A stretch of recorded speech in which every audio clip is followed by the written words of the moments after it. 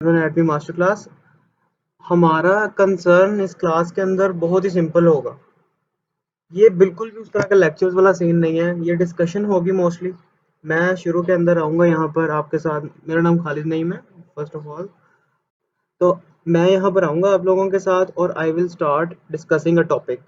मेरी स्पीड, मेरी आवाज़, मेरी फ्रीक्वेंसी आपको उनमें से कोई भी बात मैच ना कर रही हो आपके साथ, तो you guys have two point it out उसी वक्त।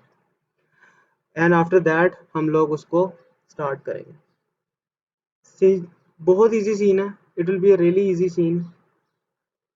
मुश्किल इसमें कुछ नहीं होगा। आज हमने सिर्फ बेसिक्स डिस्कस करनी है कि न्यूरो एनाटॉमी होती क्या है और हम इस सब्जेक्ट को एक्चुअली इसको किस तरह से हमें पढ़ना चाहिए। सो स्टार्ट करते हैं। देखिए, जब हम बात करते हैं न्यूरो एनाटॉमी की, हमारे पास एक बुक आती है जो हम सब यूएचएस और नम्स वगैरह के अंदर पढ़ते हैं। It is snails. सबने देखी हुई है, सबके पास ही होगी। बट वो बुक अगर आप लोग उसको गौर से देखो ना, तो उसके अंदर हार्डली 1 से 3 चैप्टर हैं जो कि न्यूरो एनाटॉमी के चैप्टर हैं। उसके अंदर बाकी जो कुछ भी लिखा हुआ है ना, वो न्यूरो फिजियोलॉजी का लिखा हुआ है। जब आप गाइटन के चैप्टर्स पढ़ेंगे, लाइक सीएनएस के चैप्टर्स पढ़ते हैं गाइटन से, तो आपको ये बात रियलाइज होगी कि वो दोनों चीजें एक ही तरह की हैं। मतलब उसमें बहुत सारा कुछ गाइटन में डिटेल लिखा हुआ है जो कि न्यूरो एनाटॉमी स्नेल में नहीं लिखा हुआ। इसके लिए मैं आपको एक और बुक रिकमेंड करूंगा, Maria Webster. It is a really awesome book. आप कंसल्ट करेंगे तो उससे करें, क्रेज वगैरह से कंसर्न करने की ज़रूरत नहीं। तो दैट बीइंग सेड, हम हमारा कंसर्न यही होना चाहिए कि हमने न्यूरो एनाटॉमी को पढ़ना है, और न्यूरो एनाटॉमी के साथ उसका जो भी न्यूरो फिजियोलॉजिकल एस्पेक्ट होगा, उसके अंदर जहाँ भी फिजियोलॉजी इन्वॉल्व होगी हम उसको कवर करेंगे। मुश्किल बिल्कुल नहीं है, इट्स वेरी इजी। बस आप लोगों ने उस चीज़ों को साथ साथ कवर करना है, उसको मतलब डिले नहीं करना।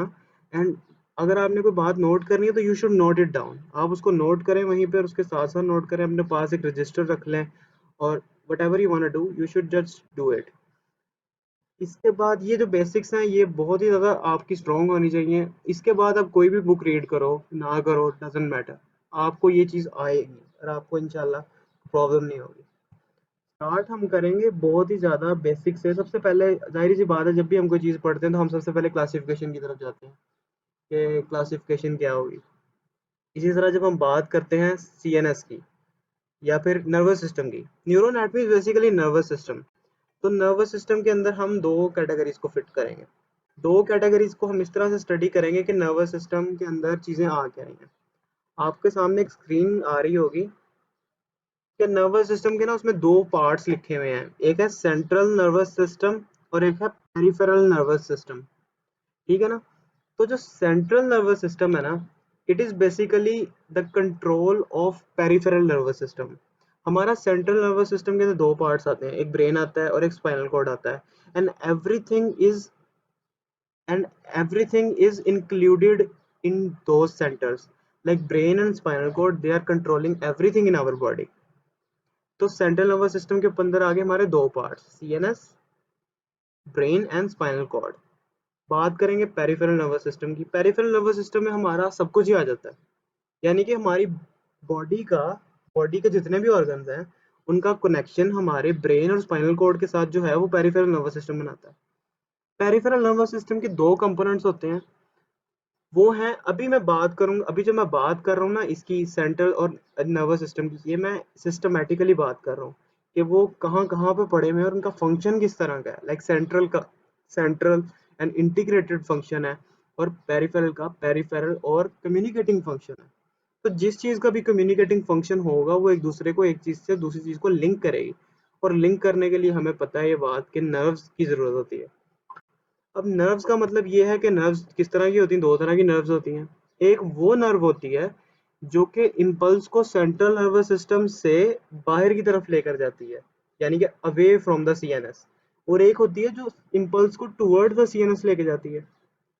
तो जो भी नर्व नर्व जो है, जो इम्पल्स को अवे फ्रॉम द सीएनएस लेके जाएगी वो इफरेंट होगी, और जो भी सीएनएस की तरफ लेके जाएगी वो एफरेंट होगी। आपने इस चीज़ का नाम ये सुना होगा कि वो सेंसरी कंपोनेंट है और वो मोटर कंपोनेंट है। सेंसरी कंपोनेंट मींस कि वो सेंसेशंस को पेरिफेरल पार्ट, यानी कि जहाँ जहाँ पे भी रिसेप्टर होंगे, रिसेप्टर से इम्पल्स जनरेट होगी, सिग्नल ट्रांसडक्शन होगी, और वहां से इम्पल्स कैरी होकर हमारे सेंट्रल इंटीग्रेटेड सेंटर्स यानी कि सीएनएस में जाएगी। सीएनएस के अंदर वो नर्व प्रोसेस होगी, वो इम्पल्स प्रोसेस हो गया, और वो प्रोसेस होने के बाद मोटर कंपोनेंट से बाहर चला जाएगा इफेक्टर ऑर्गन की तरफ। इफेक्टर ऑर्गन हमारे दो तरह के होते हैं, मसल्स होते हैं और ग्लैंड्स होते हैं, ये बात सबको पता है, ठीक है। अब एफरेंट्स की जब हम बात करते हैं ना, afferent starting with the word A, capital letter A, जो एफरेंट्स होंगे ना, ये सारे के सारे मोस्टली सेंसरी होंगे and they will carry the nerve towards the central nervous system and efferents will carry the impulse away from the central nervous system. efferents को हम क्लासिफाई करते हैं दो तरह से। efferents सोमेटिक होते हैं और ऑटोनॉमिक होते हैं। जैसे कि हम नर्वस सिस्टम की बचपन में क्लासिफिकेशन पढ़ते थे कि नर्वस सिस्टम सेंट्रल होता है, पेरिफेरल होता है, पेरिफेरल के अंदर सोमेटिक आ जाता है, ऑटोनॉमिक आ जाता है, सोमेटिक के अंदर मोटर और सेंसरी आ गया, और ऑटोनॉमिक के अंदर पैरासिम्पैथेटिक और सिंपैथेटिक आ गया। वो क्लासिफिकेशन बिल्कुल होल्ड करती है अपनी, लेकिन हम यहाँ पे उसको जरा और डीपर लेवल को और इंटीग्रेटेड लेवल के ऊपर उसको देख रहे हैं, ठीक है। तो जब हम यहाँ पर बात करेंगे इसके बाद कि जो हमारा सोमैटिक नर्वस सिस्टम है, सोमैटिक नर्वस सिस्टम के पास हमारा मोटर कंपोनेंट है जिसको हमारे पास टोटल कंट्रोल होता है उसके ऊपर, और उसके बाद हमारा कंडक्ट इम्पल्सेस करता है, हमारा स्केलेटल मसल वॉलंटरी मूवमेंट करवाता है, ठीक है। ऑटोनोमिक नर्वस सिस्टम ये बहुत बड़ा मसला है। ऑटोनोमिक नर्वस सिस्टम हर जगह पर जिस मर्जी क्लास में चले जाओ, ये आपको तंग करना नहीं छोड़ेगा। बेसिक्स को समझना बहुत ही ज्यादा, हम अपने 2 दिन इस पर लगाएंगे ऑटोनोमिक नर्वस सिस्टम पे, कि ऑटोनोमिक नर्वस सिस्टम का जनरल प्लान कैसा बना हुआ है और ऑटोनोमिक नर्वस सिस्टम बेसिकली है क्या चीज, ये बहुत इंपॉर्टेंट है। ऑटोनोमिक नर्वस सिस्टम की 2 डिवीजन है, एक है सिंपैथेटिक डिवीजन, दिस वन, और एक है parasympathetic division. Sympathetic division is basically the fight and flight responses, जो कि हमारा स्ट्रेस को डील करता है। Parasympathetic are the neutralising responses, जो कि उन स्ट्रेसेस को, जो भी हमारी बॉडी के ऊपर अप्लाई हुए होते हैं, उन स्ट्रेसेस को वो नॉर्मलाइज कर रहा होता है पैरासिम्पैथेटिक रिस्पॉन्सेज में। तो this is a really important thing between these two systems. So this was all about the classification. मैं एक चीज फिर कुछ थोड़ी सी हल्की सी क्लियर कर दूंगा कि सीएनएस से हमारा जो है, जो हमारा न्यूरो एनाटॉमी है, जो हमारा नर्वस सिस्टम है, वो 2 पार्ट्स में होता है। एक होता है सीएनएस और एक होता है पीएनएस। सीएनएस के अंदर हमारे पास ये 2 वाले पार्ट्स आ रहे हैं, एक ब्रेन आ रहा है और एक स्पाइनल कॉर्ड आ रही है। हमारा जो पेरिफेरल नर्वस सिस्टम होता है, पेरिफेरल नर्वस सिस्टम के पास हमारे पास सोमैटिक हो जाता है, सोमा, सोमा से मतलब बॉडी, सोमैटिक के साथ ऑटोनॉमिक हो जाता है। ऑटोनॉमिक मतलब सिंपैथेटिक एंड पैरासिम्पैथेटिक। इस चीज की क्लासिफिकेशन को बताने का मकसद यही है कि हर बंदा यहीं से स्टार्ट करता है, हम भी यहीं से स्टार्ट करेंगे ताकि एक थोड़ा सा पिक्चर हमारे पास क्लियर रहे, ठीक है। अब एक पॉइंट यहाँ पर जो मिसिंग है, कि जो इफरेंट्स होते हैं ना, उसके अंदर उसने ऑटोनॉमिक तो मेंशन कर दिया यहाँ पर, लेकिन उसने एक चीज छोड़ गया यहाँ पे। इसके साथ सिंपैथेटिक और parasympathetic, sympathetic number 1, parasympathetic number 2, and there is a third part of the autonomic nervous system that is called ENS. आप सबने इसका नाम सुना होगा, इसको कहते हैं enteric nervous system. Enteric nervous system के बारे में थोड़ा सा इंट्रोडक्शन दूंगा, न्यूरो एनाटॉमी में इसका मेजर कंसर्न नहीं है, ये एब्डोमेन पेल्विस का टॉपिक है या हिस्टोलॉजी का टॉपिक है, लेकिन हम यहाँ पर इसको डिस्कस करेंगे क्योंकि ऑटोनॉमिक नर्वस सिस्टम इसको भी मोटिवेट कर रहा है। अब एंटेरिक नर्वस सिस्टम की बात जब हम करते हैं, तो enteric nervous system is called enteric because it is related to the gut. ये गट की मोटिलिटी को इंक्रीज करता है और ये गट की मोटिलिटी को डिक्रीज करता है, एंटेरिक नर्वस सिस्टम। तो enteric nervous system is our third brain. We have 3 brains in our body. The first brain is called cerebrum, second brain is called cerebellum, and our third brain is called enteric nervous system. This is a viva question, अक्सर examiners पूछ लेते होते हैं कि first brain क्या होता है, second brain क्या होता है एंड थर्ड ब्रेन क्या होता है। तो enteric nervous system is our third brain. जब हम बात कर रहे हैं नर्वस सिस्टम की, तो हमें अभी तो हम लोग एक ग्रॉस लेवल पे उसको स्टडी कर चुके हैं, उसकी फंक्शनल डिवीजन ये है, उसकी डिवीजन ये, मतलब एक थोड़ा सा सुपीरियर लेवल के ऊपर हम उसे पढ़ा है। अब जो नेक्स्ट बात हम करने लगे हैं ना, नेक्स्ट बात उससे भी थोड़ी सी कॉम्प्लिकेटेड तो नहीं मैं कहूँगा, इट्स रियली इजी, कि वो जो चीज़ें होती हैं, इसके लिए मैं थोड़ा सा व्हाइट बोर्ड यूज़ करूँगा यहाँ पर ना। अच्छा, तो आपको स्क्रीन के अंदर मतलब लैग तो नहीं ना आ रहा? मैं जैसे जैसे कर्सर मूव कर रहा हूँ, आप लोग को फॉलो हो रहा है ना?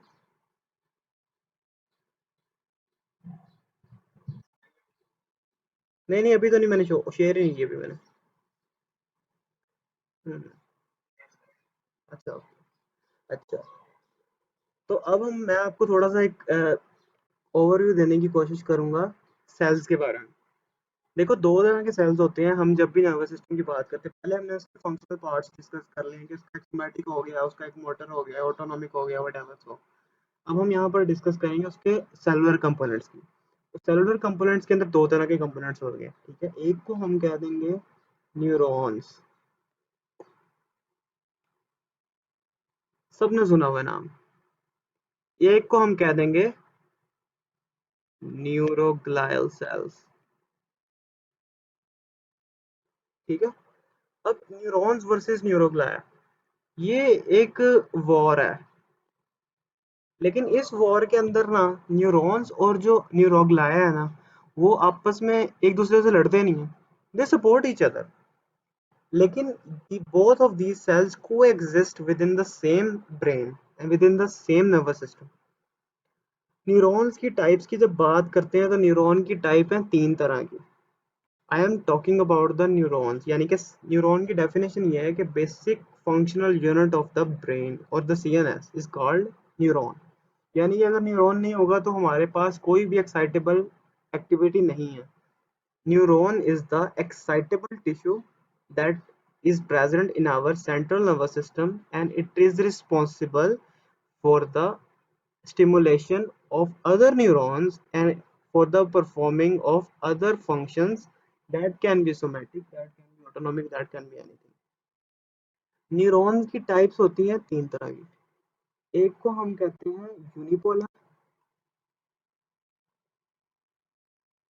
दूसरी टाइप इसकी होती है बाइपोलर, तीसरी टाइप होती है इसकी मल्टीपोलर। एक मेरी बात सारी जिंदगी के लिए अपने याद रख लो और इसको नोट डाउन कर लो कहीं पर भी। ये वाइवा का क्वेश्चन है और ये भी अक्सर लोग पूछते हैं।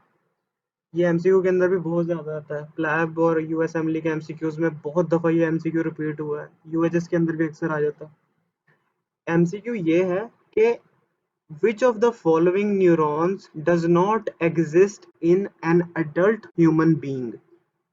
मैं रिपीट करूंगा, which of the following neuron does not exist in adult human being?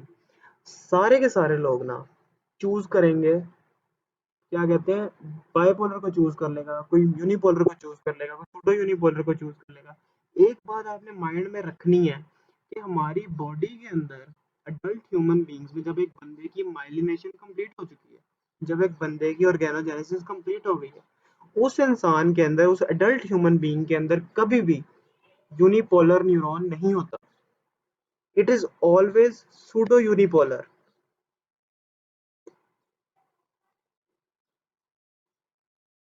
अब सूडो यूनिपोलर और यूनिपोलर का कॉन्सेप्ट आप लोगों ने अगर क्लियर करना है तो इसके लिए आपको स्टडी करनी पड़ेगी। अगर आपने सूडो यूनिपोलर और क्या कहते हैं यूनिपोलर का कॉन्सेप्ट क्लियर करना है तो इसके लिए आपको स्टडी करना पड़ेगा क्या कहते हैं एम्ब्रियो कि how a unipolar neuron is converted into a bipolar neuron, and after the myelination it is converted into pseudo unipolar. Every neuron in an adult human being is a bipolar neuron. Bipolar neuron means it have two poles, an axonal port and another dendrites. Whenever there is an embryo, जब embryo बन रहा होता है ना, तो ऐसे होता है कि ये dendrites और axons एक दूसरे के करीब मूव करते हैं, and ultimately they attain a form like this, like resistor की तरह की वो फॉर्म अटेन कर लेते हैं और इसके ऊपर एक शीट कवर हुई होती है। तो ऐसे लग रहा होता है कि न्यूरॉन से सिर्फ एक ही पोल निकल रहा है, इसीलिए हम इसको कहते हैं सूडो यूनिपोलर। आप इसको अपनी सीएनएस की डेवलपमेंट में लाजमी जाके पढ़िएगा, केएलएम के अंदर लिखा होगा, बहुत अच्छे से एक्सप्लेन किया हुआ, ठीक है। मल्टीपोलर न्यूरॉन हमारे पास ब्रेन के अंदर होते हैं। They are not present outside the brain, they are present inside the brain.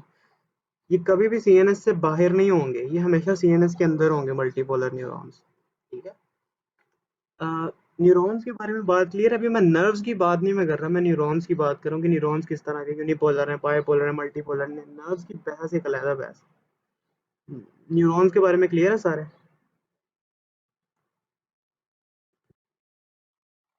अच्छा, मूविंग फॉरवर्ड विद न्यूरोग्लाया। न्यूरोग्लाया जब भी हम बात करेंगे, न्यूरोग्लायल सेल्स दो तरह के सेल्स होते हैं। एक वो वाले न्यूरोग्लायल सेल्स यानी कि सपोर्टिंग सेल्स जो कि प्रेजेंट होते हैं इनसाइड द सीएनएस, और वो वाले न्यूरोग्लायल सेल्स जो कि प्रेजेंट होते हैं इनसाइड द पीएनएस। अब पीएनएस वाले न्यूरोग्लायल सेल्स का सबको ही पता है, यानी जो पेरिफेरली प्रेजेंट है ना, वो वाले न्यूरोग्लायल सेल्स हमारे पास होते हैं श्वान सेल्स। श्वान सेल्स का फंक्शन पता है किसी को?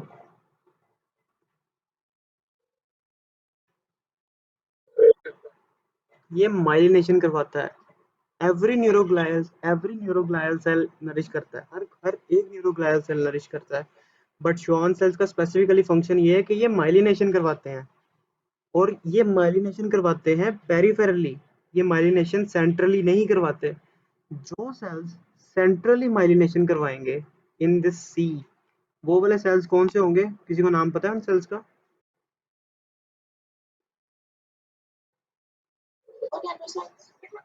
ओलिगोडेंड्रोसाइट्स। इन सेल्स का सिर्फ यही काम ही होता है कि इन्होंने सीएनएस के अंदर माइलिनेशन करवानी होती है। आगे बात हम करते हैं अगले न्यूरोग्लियल सेल्स की। पेरिफेरली आपको सिर्फ एक ही सेल याद रखने की जरूरत है, वो है श्वान सेल्स। श्वान सेल्स का काम होता है माइलिनेशन करवाना, और हमें पता है कि माइलिनेटेड न्यूरॉन्स के अंदर किस तरह की नर्व इंपल्स कंडक्ट होती है? साल्टेटरी इंपल्स चलती है। ठीक है, यहाँ तक क्लियर है? अच्छा, तो अगली बात हम करते हैं। अगली बात अब ये है कि सीएनएस के अंदर बाकी कौन से न्यूरोग्लियल सेल्स होते हैं। जो सीएनएस के अंदर बाकी न्यूरोग्लियल सेल्स होते हैं उनको अंदर हमारे पास आ जाते हैं एस्ट्रोसाइट्स। सबने नाम सुना होगा, एस्ट्रोसाइट। बड़ा फैंसी सा नेम है, लेकिन एस्ट्रोसाइट्स बेसिकली मैक्रोफेजेस होते हैं। These cells are basically macrophages. एक और भी सेल्स होते हैं उनको माइक्रोग्लिया भी कहते हैं, वो भी मैक्रोफेजिकल फंक्शन होता है उनका। लेकिन एस्ट्रोसाइट्स के फंक्शन का क्वेश्चन भी यूएचएस में बहुत दफा आया हुआ है कि what are the functions of astrocytes. तो मैं आपको कुछ पॉइंट्स बोलूंगा, उनसे ज़्यादा आपको लिखने की ज़रूरत भी नहीं है, ना आपको समझने की ज़रूरत है। बस इतना सही काम है इनका। आपकी स्नेल में भी इतने लिखे हुए हैं, एक आधा मिस हो गया तो कोई बात नहीं, बट जो मैं बोल रहा हूँ वो वाले मिस नहीं होने चाहिए पॉइंट्स। इनका सबसे पहले काम ये होता है कि इन्होंने जंक्शंस बनाने होते हैं सेल्स के साथ। तो they are basically responsible for osmo regulatory function. ये सेल के अंदर ऑस्मो रेगुलेटरी होते हैं और सोडियम करंट्स को मेंटेन करके रख रहे होते हैं एस्ट्रोसाइट्स। दूसरा ये होता है कि जंक्शंस को मेंटेन करके रखते हैं एस्ट्रोसाइट्स। तीसरा इनका फंक्शन ये होता है कि जो एस्ट्रोसाइट्स होते हैं, जो एस्ट्रोसाइट्स होंगे वो हमारे पास फेगोसाइटोसिस करेंगे वेस्ट मैटर की। ठीक है, ये तीन फंक्शंस आप लोगों ने एस्ट्रोसाइट्स के नहीं भूलने हैं। बाकी कोई मसला नहीं है, बाकी भूल भी जाए तो it's all right.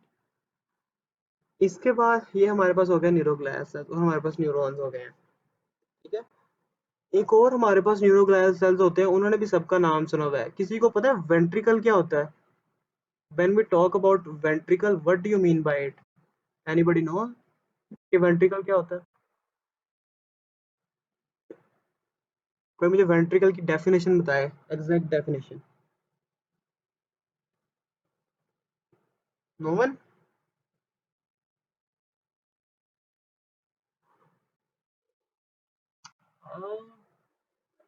You can say that that is the literal meaning of the ventricle. Cavity कहते हैं उसको, सुराख को कहते हैं वेंट्रिकल। लेकिन हम उसकी अब डेफिनेशन की बात कर रहे हैं वेंट्रिकल्स की ना। तो ventricles are basically the fluid filled cavity inside the CNS lined by ependymal cells। आप इसको भी नोट डाउन कर लें अपने पास कहीं पे। Ventricles are the fluid filled cavity. Fluid कौन सा हो गया? Cerebrospinal fluid. Ventricles are the fluid-filled cavity lined by the ependymal cells. Ependymal cells are basically a modified form of columnar cells. जो columnar cells होते हैं वो modified होके ependymal cells बन जाते हैं. पहले वो squamous होते हैं, फिर वो columnar बनते हैं और columnar से वो ependymal cells बन जाते हैं. ठीक है. इसके बाद माइक्रोग्लिया की बात मैंने बता दी कि माइक्रोग्लिया भी जो न्यूरोग्लियल सेल्स हैं वो भी बेसिकली एक ऐसी मैक्रोफिजिकल फंक्शन होता है. उनका कोई क्वेश्चन नहीं पूछता ना आपको कोई एमसीक्यू आता है, लेकिन वो सेंट्रल नर्वस सिस्टम के अंदर मौजूद जरूर होते हैं. ये बात आपको पता होनी चाहिए. इसके बाद एक और सेल्स होते हैं, उनका नाम भी सुना होगा, उनको हम कहते हैं सैटेलाइट सेल्स. सैटेलाइट सेल्स या स्टेलेट सेल्स कह लेते हैं कुछ लोग, लेकिन कुछ लोग सैटेलाइट सेल्स कह लेते हैं. सैटेलाइट सेल से याद रखो, इजी वे में याद हो जाता है ना. तो सैटेलाइट सेल्स ये वो वाले सेल्स होते हैं जो जिन्होंने आपस में ये सेल्स सीएनएस में नहीं होते, ये सेल्स होते हैं पीएनएस में, यानी कि पेरिफेरली पड़े होते हैं. इन सेल्स ने क्या करना होता है, ये जंक्शंस के ऊपर ना ये भी एक दूसरे को मेंटेन करके रखते हैं. तो मोस्टली हमारे पास न्यूरोग्लियल सेल्स के फंक्शंस जो हैं, आपके पास अगर कोई एमसी कभी क्वेश्चन आता है कि what are the functions of neuroglial cells, तो आप लोगों ने करना ही है कि आप लोगों ने पहले तो न्यूरोग्लियल सेल्स के जनरल फंक्शंस लिखने, जो भी मुझे कोई बता रहा था यहाँ पे कि नरिशमेंट करते हैं, वो प्रोटेक्शन करते हैं, वो सपोर्ट प्रोवाइड करते हैं, वो बल्क प्रोवाइड कर रहे हैं, वो प्रोटेक्शन प्रोवाइड कर रहे हैं, वो बूस्टिंग प्रोवाइड कर रहे हैं, वो शॉक एब्जॉर्प्शन प्रोवाइड कर रहे हैं, वो सीएसएफ बना रहे हैं. ये सारी चीज़ें आपने मुझे बतानी है उस क्वेश्चन के अंदर लिख के ना. फिर आपने इंडिविजुअल सेल्स को स्टार्ट कर देना है. पहले क्लासीफाई करना है सीएनएस. सीएनएस के अंदर ये वाले सेल्स है और हर सेल का स्पेसिफिक फंक्शन लिख देना है. जैसे कि एस्ट्रोसाइट्स के यही हैं, माइक्रोग्लिया के ये हैं. जब आप ऐसे अटेम्प्ट करोगे क्वेश्चन को, आपका कभी मार्क नहीं कटेगा, कभी भी नहीं कटेगा. और आपने पॉइंट टू पॉइंट ही लिखना है, कहानी नहीं छोड़नी, बस इतनी सी बात ही करनी है. ठीक है. अब एस्ट्रोसाइट्स और न्यूरोग्लियल सेल्स की ना एक बहुत ज्यादा इंपॉर्टेंस भी है कि न्यूरोग्लियल सेल्स मोस्टली ना ये वो वाले सेल्स होते हैं जो ज्यादा वो नहीं हुए होते, डेवलप नहीं हुए होते. ये मोस्टली ना अपनी इनिशियल स्टेजेस के ऊपर ही होते हैं. हम लोगों ने सुना होगा एफएससी के अंदर, आप में से अगर किसी ने एफएससी की हुई है तो आपको पता होगा कि glial cell line derived neurotrophic factor एक लाइन लिखी हुई थी पार्किंसन डिजीज के ट्रीटमेंट में, कि हम उसे इंजेक्ट कर देते हैं और वो सेल्स जो है वो सब पार्किंसन डिजीज को ट्रीट कर देते हैं. एक ट्रीटमेंट में उसकी एक बात लिखी थी, अल्जाइमर के अंदर भी लिखी हुई थी. ठीक है ना. तो वो ये सेल्स इसलिए यूज होते हैं क्योंकि ये दो neuroglial cells are the most important site of development of tumour. जितने भी ट्यूमर बनते हैं वो हमेशा न्यूरोग्लियल सेल्स में बनते हैं. ठीक है. और आपने नाम सुना होगा ग्लायोमा का. Glioma is very important. Glioma tumour होता है ग्लायल सेल्स का और ये बेनाइन ट्यूमर होता है. ठीक है. तो ये बात भी आपको याद होनी चाहिए. ठीक है. तो ये आज का था हमारा इंट्रोडक्शन अबाउट दिस. ठीक है. अब एक और पॉइंट थोड़ा सा रहता है, वो भी मैं आपको आज यही बारी क्लियर करना चाहता हूँ कि हमने बात जहाँ पे कर ली है, इन सारी चीज़ों की तो हमने बात कर ली है कि न्यूरॉन्स क्या होते हैं और न्यूरोग्लियल सेल्स क्या होते हैं. अब जो मैं बात स्टार्ट करने लगा हूँ ना, हमारी न्यूरोनैटमी जो आप लोगों की बुक में लिखी हुई है, वो स्टार्ट ही यहाँ से होती है, जो मैं अभी आपको बात बताऊँ. ठीक है. तो उसके लिए सबसे पहले मैं आपको ये बताऊंगा कि दो चीज़ें होंगी. एक होगा वाइट मैटर और एक होगा ग्रे मैटर.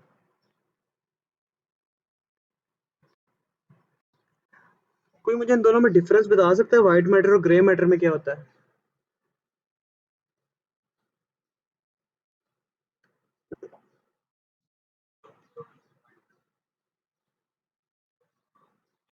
एक्सॉन्स होंगे. Fair enough. क्लोज है.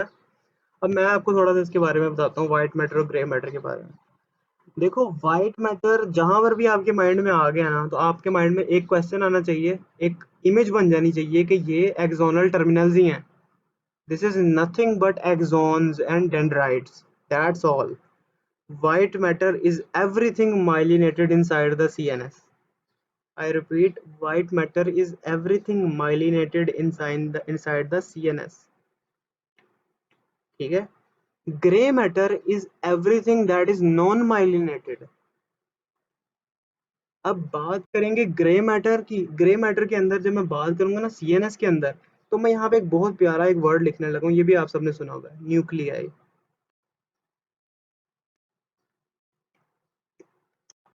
न्यूक्लियाई की डेफिनेशन एक मैं लिख रहा हूँ, ये भी आप लोग सारे नोट डाउन करो। Nuclei are the collection of gray matter surrounded by white matter। collection of gray matters यानी कि collection of cell bodies surrounded by dendrites and axons। ठीक है, ग्रे मैटर के जो collection of cell bodies inside the CNS is called nuclei and collection of cell bodies outside the CNS is called, कोई बताएगा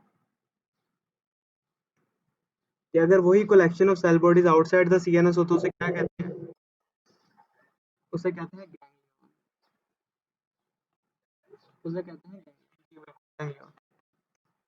ठीक है, तो ये कुछ चीजें अभी व्हाइट मैटर और ग्रे मैटर के ऊपर हमारा कल का टॉपिक है सारा। हम white matter versus grey matter को बहुत डिटेल में स्टडी करेंगे कल, और इसके बारे में हम ऑटोनॉमिक नर्वस सिस्टम की बेस भी वहीं पर रखेंगे, जो भी हमने रखी हुई जितनी हमें ज़रूरत होगी उस टाइम पे। ठीक है, तो ये हमारा टॉपिक है इस तरह का। कल हमारा जो Click the subscribe button for more videos on Neuroanatomy Masterclass. We will be with you. Kindly share it with your friends and family and do give us a subscribe. Thank you guys for watching. ER out.